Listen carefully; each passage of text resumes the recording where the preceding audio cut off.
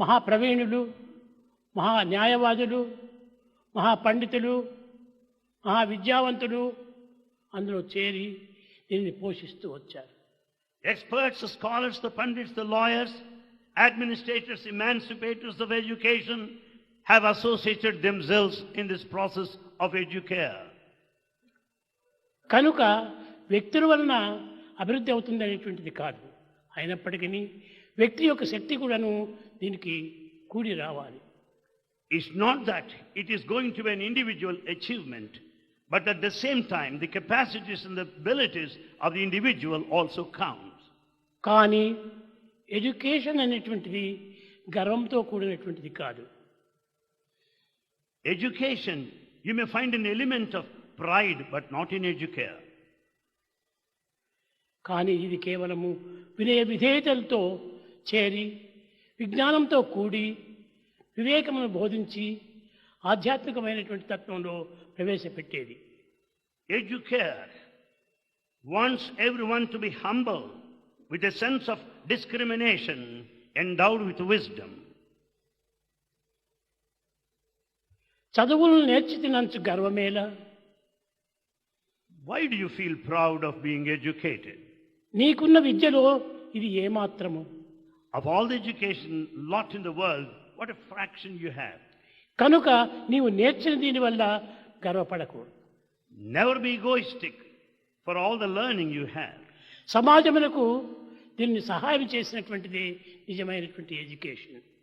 It is true education if it helps you to render service to the society.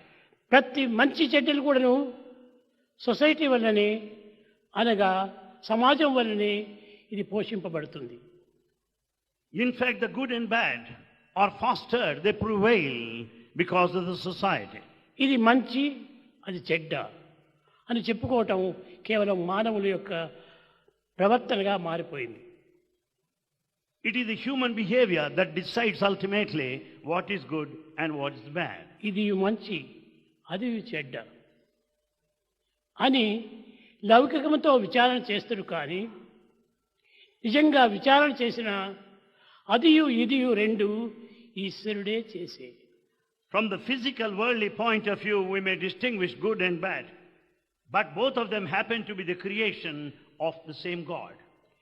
కనుక దైవం యొక్క సృష్టింపబడినటువంటి ఈ విద్య ఒకటి మంచి, ఒకటి చెడ్డ అని చెప్పుటకు ఎవరికి సాధ్యం కాదు.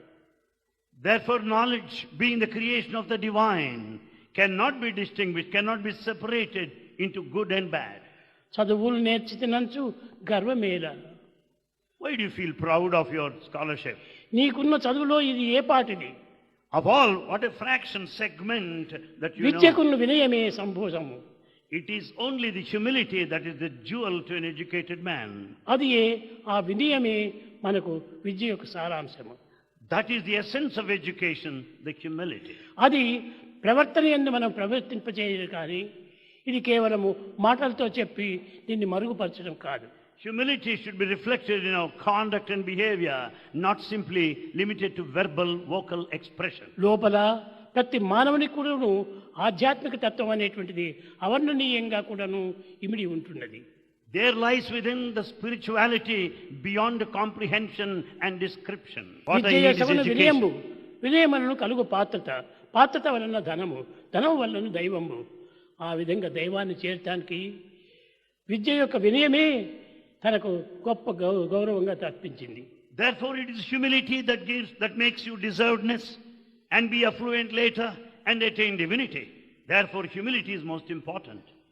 కనుక మనము తల్లిదండ్రులను సంతోషపెట్టి మనం చదివేటువంటి చదువులన్నీ కూడాను వారి వరప్రసాదములుగానే భావించాలి.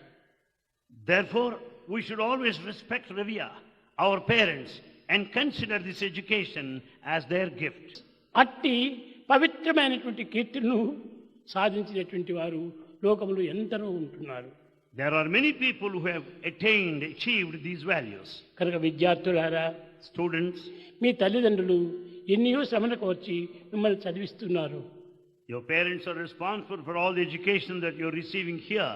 They undergo so much suffering. పస్తుండి మిగిలిపెట్టి మీ యొక్క ఫీజులు కడుతున్నారు. They pay your fees. At times they may have to even fast. కానీ మన కాలేజీ యందు ఇలాంటి ఫీజులు ఏమాత్రము లేదు. But in our university, there is no fees whatsoever. అంతా free free free.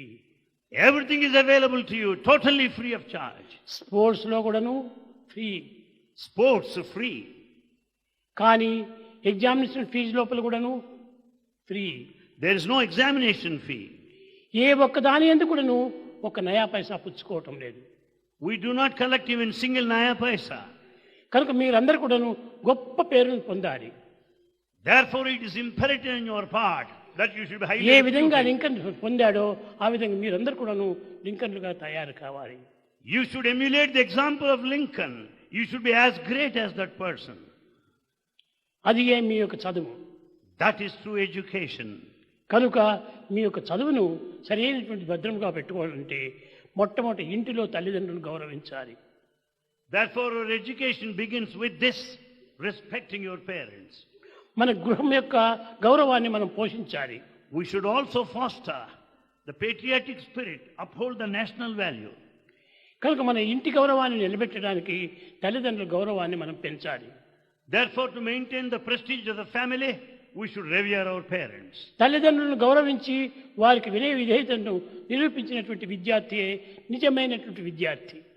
You can be a true student if only you are humble, if only you are obedient, if only you respect your parents. 10 మంది మెచ్చుకోవాలని వారి కోసం అని చెప్పి అప్పులు చేసి చప్పులు చేసి మీరు గొప్ప గొప్ప డ్రెస్సులంతా మీరు ధరించకూడదు. You cannot be artificial.